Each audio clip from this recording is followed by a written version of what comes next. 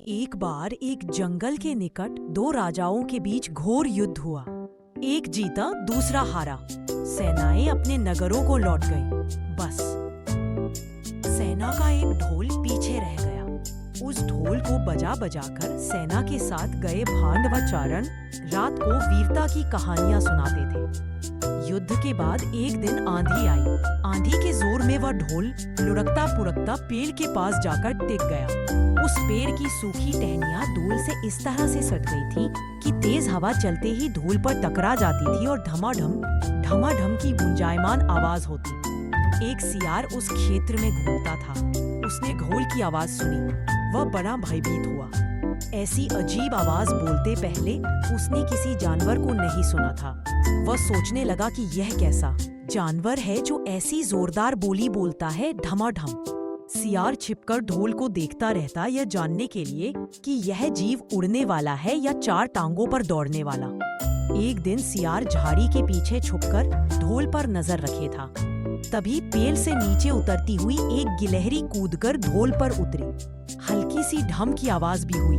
गिलहरी ढोल पर बैठी दाना कुतरती रही। सियार बड़बड़ाया, ओह, तो यह कोई हिंसक जीव नहीं है, मुझे भी डरना नहीं चाहिए। सियार फूंक फूंक कर कदम रखता ढोल के निकट गया। उसे सूंघा। ढोल का उसे न कहीं सिर नजर आया और न पैर। तभी हवा के झोंके से टहनियां ढोल से टकराई।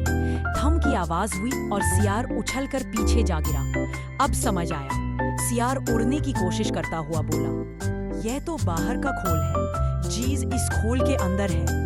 आवाज बता रही है कि जो कोई जीव इस खोल के भीतर रहता है वह मोटा ताजा होना चाहिए, चर्बी से भरा शरीर, तभी ये ढम ढम की जोरदार बोली बोलता है। अपनी मांद में घुसते ही सियार बोला, ओ सियारी, दावत खाने के लिए तैयार हो जा।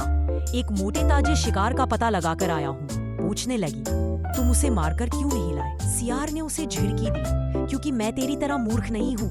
वह एक खोल के भीतर छिपा बैठा है। खोल ऐसा है कि उसमें दो तरफ सूखी चमड़ी के दरवाजे हैं। मैं एक तरफ से हाथ डाल उसे पकड़ने की कोशिश करता तो वह दूसरे दरवाजे से न भाग जाता। चांद निकलने पर दोनों ढोल की ओर गए। जब वह निकट पहुंच ही रहे थे कि फिर हवा से टहनियां ढोल पर टकराई और ढम ढम की आवाज निकली। सियार सियारी के कान में बोला, सुनी उसकी आवाज? जरा सोच, जिसकी आवाज ऐसी गहरी है वह खुद कितना मोटा ताजा होगा। दोनों ढोल को सीधा कर उसके दोनों ओर बैठे और लगे दांतों से ढोल के दोनों चमड़ी वाले भाग के किनारे फाड़ने। जैसे ही चमड़ियां कटने लगी, सियार बोला, होशियार रहना, एक साथ हाथ अंदर डाल, शिकार को दबोचना है।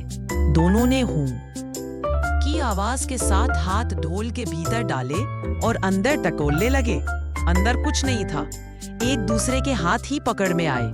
दोनों चिल्लाए, है यहाँ तो कुछ नहीं है, और वे माथा पीट कर रह गए। सीखा, शेखी मारने वाले ढोल की तरह ही अंदर से खोखले होते हैं।